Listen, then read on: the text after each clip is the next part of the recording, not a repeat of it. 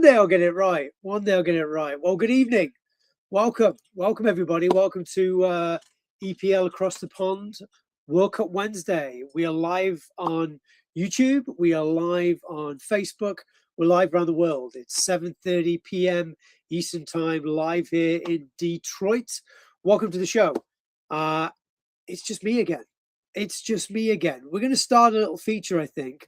We're going to start a little feature that simply is going to be Where is Gary? Where is Gary? He was missing from last Thursday's show. He's missing from tonight's show. And tonight, Gary is in, I don't know if I could say actually, I don't know if I should really say for security reasons. Because, you know, a lot of these big celebrities, when they're away from their mansions and whatnot, they sometimes get their houses broken into. So, but for the sake of argument, Gary is in Atlanta, or Georgia, shall I say. Gary's in Georgia. And his official role of business tonight, he texted me earlier, he's a regional talent ID camp for US soccer. We're going to talk about US soccer a lot tonight, and we'll get onto that a little bit later in the show. But Gary is a US talent soccer scout, as you may know, with his genius skills and whatnot. Gary and myself both came over to the United States 23 years ago to get involved in the beloved game of soccer. I diverted into the art business, and Gary stuck with it. And that's what he's still working on doing today as well. So welcome to the show. Welcome to World Cup Wednesday. If you've not done so already, I'm sure you have. Take the time, go onto YouTube, find EPL Across the Pond, subscribe. Give us a little subscribe. It's free. It doesn't cost you anything. It helps pay for all this and all that kind of good stuff as well. And then from there, you'll get updates. You'll get live access to the shows. You'll get all the kind of little clips and little plugs we put on there as well. If you've not done so as well, go onto our Instagram page. That's when you can contact us, drop us a DM, have a chat with us. We run the Instagram page ourselves, so we can have a little chat with you backwards and forwards. There's myself, Chris, and my colleague Gary, whenever he's, you know, working, deciding to work for the show and whatnot. Give us a follow, EPL Across the Pond on Facebook as well. Tag us, World Cup Wednesday. Tag hashtag World Cup Wednesday. Anything that's due to this show, we do this show live every Wednesday. And then Thursday, we have our Premier League preview, which will be back tomorrow night.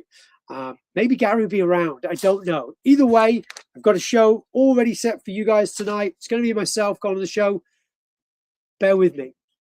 I'm not the most technical genius behind the scenes and all this kind of stuff as well. So I will do my best to click the buttons and make sure things go as smooth as they can with tonight's show and whatnot. So World Cup Wednesday. Sometimes some of the shows we talk about past World Cups. We talk about what's been going on in the world right now. Tonight, we're going to do a little bit of an update. So tonight, we'll do a little bit of an update to basically talk about the World Cup, where we're at right now. We've just had the final rounds of qualifying. So the group names and runners and riders are actually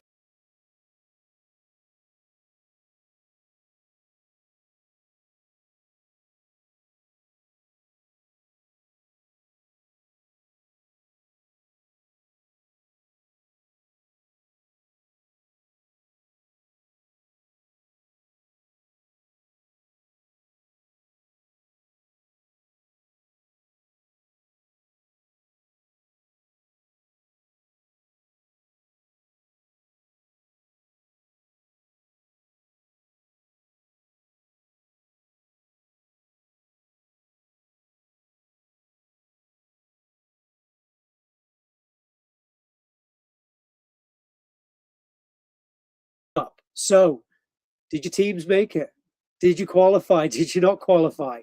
Lots and lots of crazy games going on that put it into perspective and all that kind of side of things. But let's talk about the World Cup, it says. Let's talk about some exciting news or crazy news that happened. I'll start with my T-shirt because Gary's one for wearing the nice little T-shirts. Roy Keane, one of my idols growing up as a Forest fan and also a United fan as well. Keane, one of the greatest midfielders, greatest footballers, you could argue, of all time, and infamously missed the 2002 World Cup, and could be considered about Italy as well. Italy, arguably one of the greatest international teams of all time have now missed consecutive World Cups. So consecutive World Cups. And the big thing that comes up from that kind of what I want to look at and stuff is why. Now, one of the things you may have seen, just before I go into a little tangent about something else that was kind of made me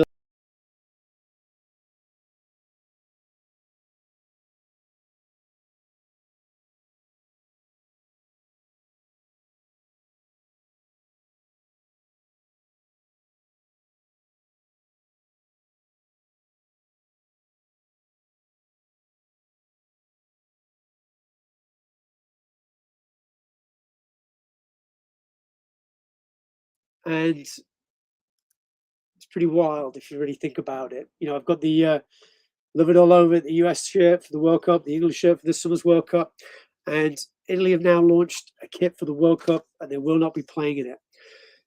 So let me go into my little tangent about Italian soccer, because one of the things that kind of stands out a little way for the game of football in Italy is, let's look at the bigger picture, in my opinion.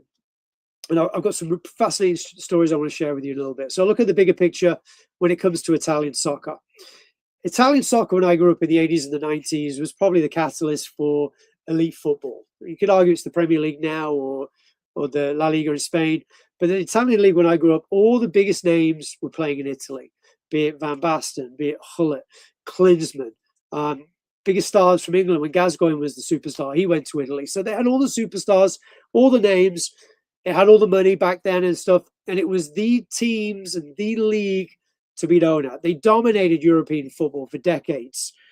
But let's fast forward to 2026 and let's look at the state of US soccer today. One of the stats I was coming up with earlier, there's a couple of things that really resonate to me if we talk about Italian soccer. So out of the 4 teams that qualified for the Champions League this season, Atalanta, Inter Milan, Juventus, and Napoli. Inter Milan, Juventus, and Napoli never made it out the first round of the Champions League. Atalanta went out in the round of 16 to Bayern Munich, 10-2 on aggregate. So that tells you they've now got no teams that are in the quarterfinals and going beyond in the Champions League.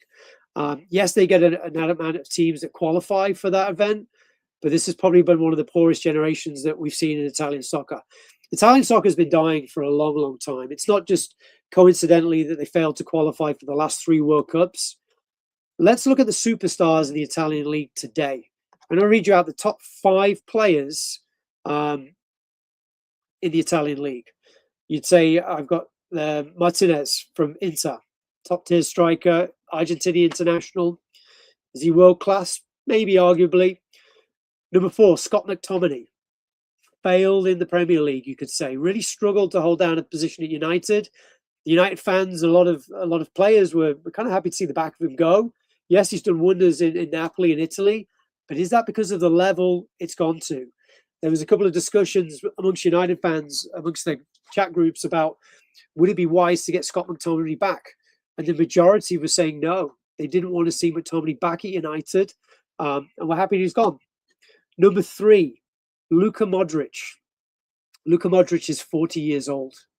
You've got a 40-year-old Luka Modric on his day, Champions League winning, trophy winning with Real Madrid, unbelievable on his day. But now you've got a 40-year-old Luka Modric as one of the key players in Italian soccer. Number 2, and I'm going to get controversy from this, so if you want to put something in the chat, be my guest. I'll try and get back to figure out how I operate the chat thing and stuff. Is Christian Pulisic. Christian Pulisic, you've got as the number 2 ranked player in Italian soccer for AC Milan. Pulisic really struggled in the Premier League at Chelsea. He just couldn't get a grip. He played under a few different managers and stuff, and he couldn't get a foothold in the team. Struggling with the USA team as well. I think it's 12 or 14 games he's not scored in. Really struggling for the US team as well. And then number 1, best player in Italian soccer, you could argue it's Nico Paz at Como. But what I will say about Nico Paz is he's 21 years old. He's Argentinian. He's playing for Como. He was let go by Real Madrid a couple of years ago. Is he going to continue to stay in the Italian league if he continues to shine? If he has a good World Cup in the summer, Gary will be all over it because he loves looking at the stats where we look at these players when they come in and they have a good World Cup. Maybe that is the catalyst to go on to a bigger team or a bigger career as well. So I keep an eye out for Nico Paz in the summer. Argentinian striker, 21 years old. If he has a good tournament, pretty sure there's a good chance he's not going to be playing in the Serie A next year. So one of the things I was researching when I was looking at this a bit deeper in depth was something that came out in 2010. I'm just going to read this to you now. So after Italy crashed out of the 2010 World Cup in the group stage, Roberto Baggio, icon, all-time Italian superstar, Roberto Baggio tried to save Italian football. What happened in Bosnia could have been prevented, but his 900-page report on changing Italian football was entirely ignored. Baggio assembled a team of 50 collaborators, coaches, researchers, experts, consultants, studying data and consulting coaches, scouts, and academics. They analyzed foreign models, Spain, France, England, Germany, and produced a comprehensive 900-page dossier. The report was largely ignored. It received a brief cold reception. A meeting that lasted only 20 minutes was formally approved, but never properly funded or implemented. Promised resources such as 10 million euros never materialized and remained dead to the federation. You've got an ex-player who understands there's a gap in the market and there's problems. There's problems in the market. Lots of upsets, please. We got you, Kev. Heavy Kev, star of the show. See, I can figure out how to do this now. I can bring it in. So back to Baggio's thing. He's looking at a way of how do we improve Italian soccer? An ex-player that really understands gaps in the market, problems in the market. They were looking at, moving away from looking at players that had physical abilities only, looking for players that had more of a technical decision-making, game intelligence, in-game intelligence, away from the physical side of things. And whilst I was reading this, it made me kind of remember, I don't know how many years ago now, probably 10 or 15 years ago, when Teddy Sheringham, ex-Forest, Man United, Spurs, West Ham legend and England legend, his son was going through the youth program in the UK. I think he was at Millwall and Spurs. And he was arguing at the time that if you looked at the academies in the UK at that time, it was all about physical. It was all about strength, power, speed. And the academies were kind of suffering during that process at the time because all those technical ability players had moved away from them. So the academies went through a big change in the UK, probably about 15 years ago. And it led to players, what you'd see now, your Phil Fodens coming through, your Cole Palmers, the more the ability players that can get on the ball, make the right decision makings, have a bit of intelligence, and not necessarily the quickest, not necessarily the most physical appearance, but more of a ball playing performers as well. And that's what he suggested for Italy. Wanted to move away from just looking at pure, raw physical power and speed. And you probably saw that with the guy who plays up front for Italy at the minute, Keane. Very quick, very strong. Could have had a few goals the other night if he could had a bit more composure and hit the target on the other night. And it made me lead into these guys with the US team and all the problems that are happening with the US team right now. And Gary's not here as a head coach for US soccer, but my own personal take on it, again, I've been involved in youth soccer since 2000. Had a brief stint of coaching in the US 20 odd years ago. And I saw it then. I saw it looking at what happens with the youth setups and how they coach and how they guide and what's missing. What's that gap that goes through? This is my own personal opinion of what's wrong with US soccer right now. And if we look at the first team, look at the US starting 11, nobody really knows what that best starting 11 is, but kind of like the first 11 or best 15 in the team, there's really no superstars that are playing for big clubs. You use Pulisic, but there's really no superstars outside one or two players that we may have heard of. You've got players that are playing in lower leagues and stuff, but let's really look at the MLS, because I think personally, again, this is an opinion of myself, Chris Morgan, I think personally that the issue here is the MLS. A couple of years ago when Beckham was playing at the Galaxy, I was living in Los Angeles, had season tickets for the Galaxy, And the argument I would put into play at that time was, look at the time the games are on. There was games that the Galaxy were playing in the MLS Sunday night at 8 o'clock. I don't want to go to a game on a Sunday night at 8 o'clock.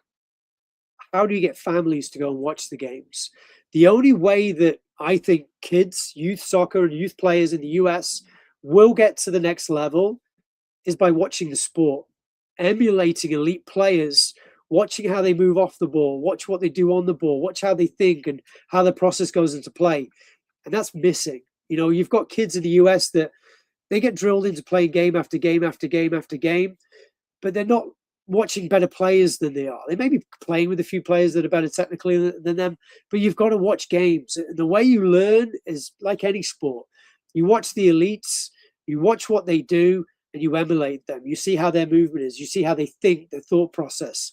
And if you're driving, trying to grow this game in the US, you've got to make people watch it. And we've seen in the last couple of years all the financial deals gone through with Apple TV getting hold of the MLS, and viewing figures going down because not everybody has Apple TV.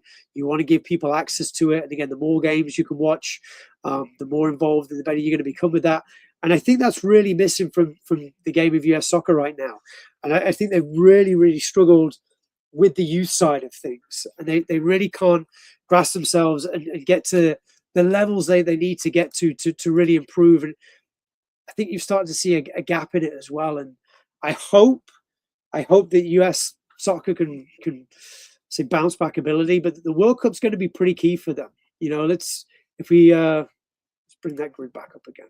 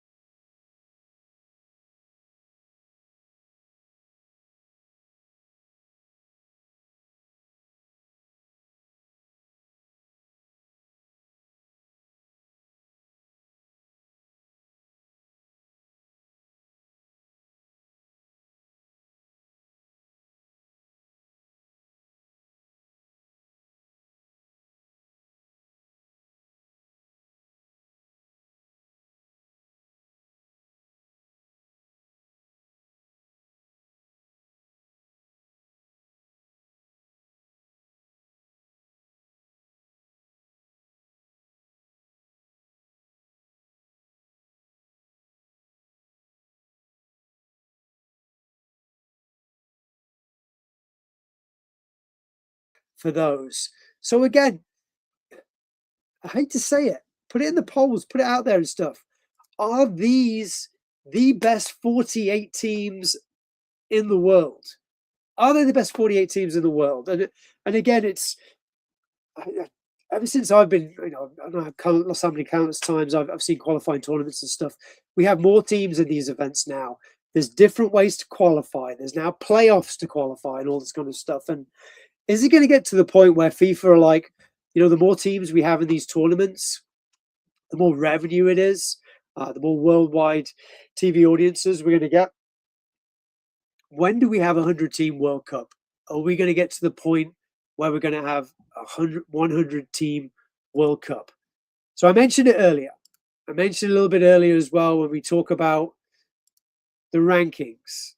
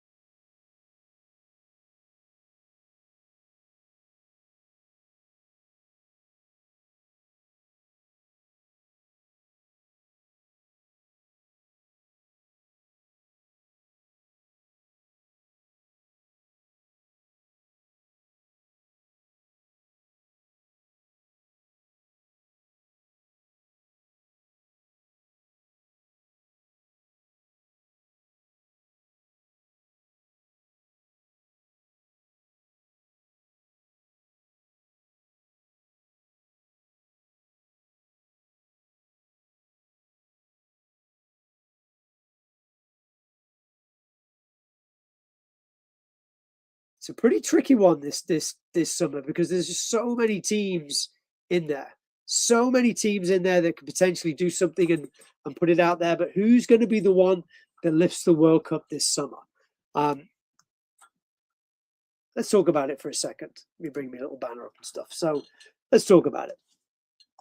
We saw some friendlies that had just happened just recently in the week. And one of the controversies that was coming up was players pulling out of international duty.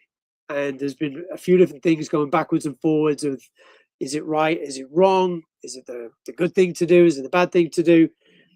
Let me just stop you if you're new to this, right? If you're new to the world of football, you've not already done this before. This has been going on all my life. All my life, players have pulled out of international duty. If they're injured or not injured, it's club before country with a lot of these players. And it's been going on. When I was a kid, United used to do it. Ferguson would pull players out the team, whether they were injured or they were not injured, and ultimately they'd be resting for the next game. My personal take on this is we play a lot of international games. We play a lot of sessions for England. That's not just qualifying for the Euros or World Cups. We now have Group of Nations. We now have a ridiculous amount of friendlies and whatnot. There's probably more international games in Europe than there's ever been than I can in my lifetime. Are they necessary? Some yes, some no. The England managers, the England coaching, and international managers and coaches would argue, well, we need them, don't we? We need them. We need them because of the fact that how do we get the right group of players? How do we get them gelling? How do we get them bonding and playing together and that kind of thing? The argument is going to be with what we just saw recently with the England setup. You had several players pulling out because it's now getting to the crunch time of the Premier League season. It's getting to the crunch time of domestic cups, of European cups and whatnot. Players need to be fit for their country, for their club teams without worrying about the World Cup. In my mind, I think a lot of international managers have got their squads already picked. Now, bar a ridiculous change of form or bar domestic injuries, I don't think they're going to change much of what they've got in mind for the summer and the World Cup and whatnot. These games that we just played recently, yes, there was international teams that were playing that were qualifying for these tournaments. Did the other ones need to be played? Did England need to play Japan the other day with kind of like a dead atmosphere and a string of players that just didn't look like they wanted to be there? You had the Arsenal contingent pull out of a lot of European games this week and international teams because they've got domestic and European and cup games that they've got to be fit for and whatnot. So the argument is going to be, let me know what you think. Are players pulling out of international football on purpose, and should there be punishment if they do so? What do you think that punishment should be? So if you're an international player and you withdraw from an international, and all of a sudden you're playing for your next home team or for your domestic club the next game, should there be a punishment? And if so, what should it be? Drop it in the comments, let us know, and we'll go from there. So just to go through what we talked about tonight, because I want to summarize things. That can be my new summary thing. Again, I'm going to have some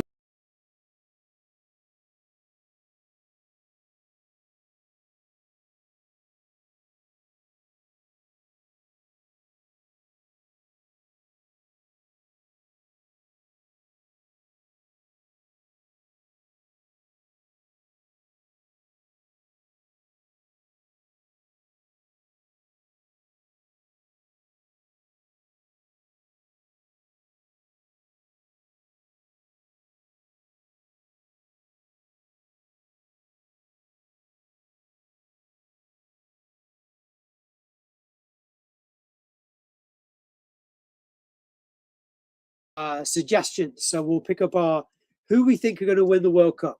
We'll pick up what our shock of the World Cup is going to be. All our World Cup picks and selections. We're going to get it sorted for the next World Cup Wednesday. France are actually mine, so I'll let the cat out of the bag. I think France are going to go all the way. I think it's going to be Mbappe's tournament. I think they've just got too much to offer over other teams, too much experience, too many games played together. I just think they're going to be untouchable. They should have won the last World Cup, but I think Argentina were kind of gifted it the last World Cup. That's my opinion. This is my opinion on the show. We like opinions, and that's the way we look at it from there. So to go back, let's bring the groups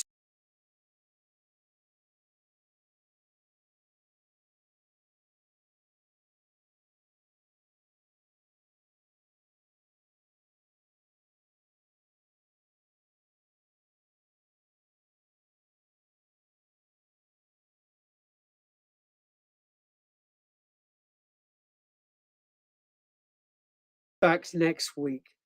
Let me get this thing off. So it's nice he's around because we do miss him. We do miss Gary. Now, I did have some pictures. Let me see if I can try and bring them up. There were ones I put up last week, but people move around with the studios and they change things around in the studio since I've been away. There was some wonderful pictures of Gary. I'll have a little play and see if I can find them whilst we chat amongst ourselves and whatnot. So again, Gary says he'll be back next week. I'm excited to see him back next week. It's been a while. He's ditched me for a couple of shows now. I'm excited to see him back and whatnot.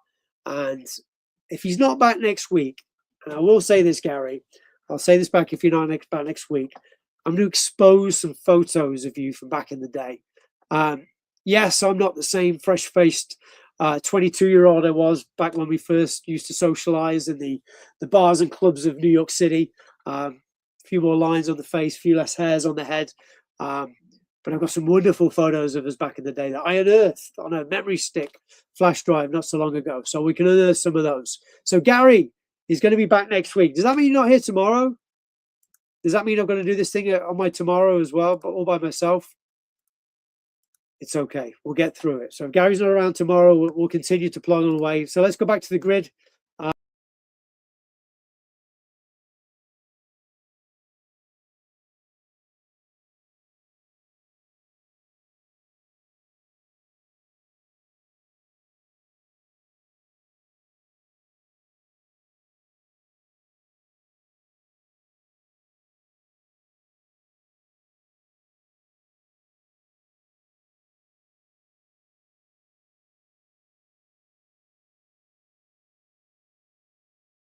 That's your final groups. The question is, the question of this week, who is going to lift the World Cup? Who is it going to be?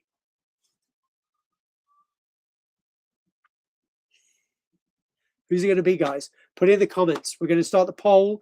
The poll is going to go for a couple of weeks. We want to know who you think it's going to be. It's locked in now. We've got the teams. It's all set. It's going to be favorites. It's going to be finals. We've talked about. Let me bring it up quickly. Bring it up quickly because we're running out of time. I've got through all this thing.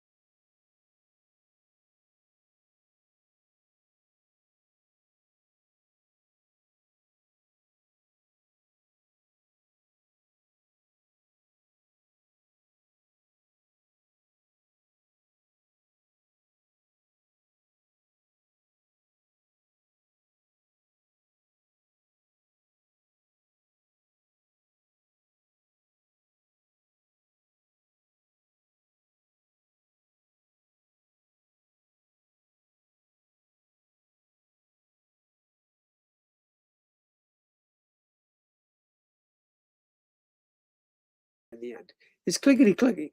Gary does this very smoothly. He's a lot better in than I am as well. So he throws it out there as well. France for me. Are you on a beer, Gary? How many beers you had tonight? Are you just taking it easy wherever you are, somewhere in the swamp? Hope it's raining down there. Hope we've had some severe rain down there as well. Kelly, I love you, girl. I'm not going to call you. Gary refers to you as Kelly Fatfingers. I won't do that. I respect you too much. Kelly's going with Spain. So good shout for Spain and Gary. Sorry, France with Gary and Kelly's going for Spain. So we'll put it out there. But another question I'm going to throw out there, because I can do this all by myself. Who goes the furthest out of the hosts? Are we going USA? Are we going Mexico? Or are we going Canada? A. Canada A, Mexico. Yes, A, America. So there we go. Not being stereotypical or anything like that. I've got the shirt now. I'm hoping they go a bit further. And I will say this about the shirt as well. I know they did that for the number, but that to me they're being cheap, aren't they? Saving a bit of money there on the back of it and stuff and whatnot. So who goes the furthest out the host nations? I think America will pull it good. When it's time to come, I think America will figure it out and they'll go through it stuff. Thank you for joining us tonight, guys. It's been a fun show. Touched a few things. As Kino would say, this started in 2002. Italy missing out yet again. Gary will be back next week to talk about the state of US soccer, to go over all the things that I mentioned that, he needs to work on. I'm no longer involved in the game of US soccer anymore. No longer involved in it. Gary, you're there. You've got to get the next generation going. He's coached players that have gone on to play in the MLS and to wonderful things. We now need the next level. We need the next level from you, Gary. You've got to do lots more to do things. You do. As a citizen, you have to stand by the nations that you pledge your allegiance to the flag to, and that's what you have to go with, Gary. You got to put it down there and pledge your allegiance. You did it, so you're on board for doing it, that kind of side of things. So again, question to round it all up before we jump out of it. There's the thing. There it is. Who is going to lift the World Cup? Put it in the comments. Put it down there as well. You've now got the final 48. We know who's there, who's not there. Who is going to go all the way? France, Spain, they're up there as well. Argentina, does Messi go out on a swan song? The outside question. Here's one for you, Gary. Here's one for a few of the people as well. To really throw it out there for the GOATs. If Portugal somehow win this World Cup, is Ronaldo now the GOAT?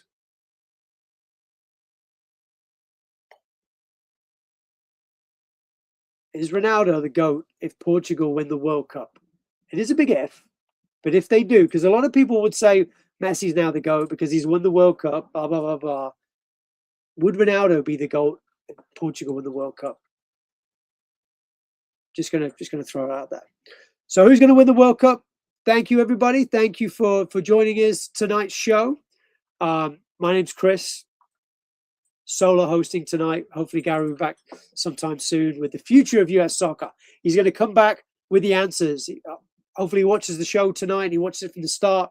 My little rants about the troubles and strifes with the US game. Looking at the future, what we can do to improve it. But they are at the World Cup, unlike Italy. And I went through the Roberto Baggio thing. Maybe Baggio now will be brought in, and the 900-page dossier that he presented to the Italian FA will be accepted. And who knows, 2030, we could see the Italians back, but they ain't here this summer yet. I'll leave you on that one as well. Thank you for tuning in, guys. If you haven't done so yet, why would you not? Go over to YouTube, find EPL Across the Pond and subscribe. It's free. It helps pay for my jerseys. It helps us put the show on and whatnot. Subscribe to the show. You get all the latest and greatest things. You'll get some fun posts and whatnot. If you can't do that and you haven't done that or you want to do something else, get over to Instagram. Follow us on Instagram, EPL Across the Pond. Drop us a DM on Instagram. Gary and myself, fully funded. We've replied to all the comments for the short period of time in Limana. So if you want to talk to us directly, drop us a message on Instagram. We're also available on Facebook. Why not? It's part of the world these days. Drop us a message on Facebook as well. May get back to it at some point. So like and subscribe onto all those things. Subscribe to us on YouTube. Give us a follow. Tomorrow, it's going to be a slightly different show than normal tomorrow because tomorrow it is a Premier League preview, but there wasn't any Premier League games last weekend, and there's no Premier League games this weekend. So we're going to do something a little bit different. I'm not going to tell you what it is. You have to tune in tomorrow. 7:30 p.m. Eastern Time on YouTube and Facebook. Check us out. Thank you so much for joining us tonight. My name's Chris, and that's not Gary. And enjoy, guys. Have a good evening.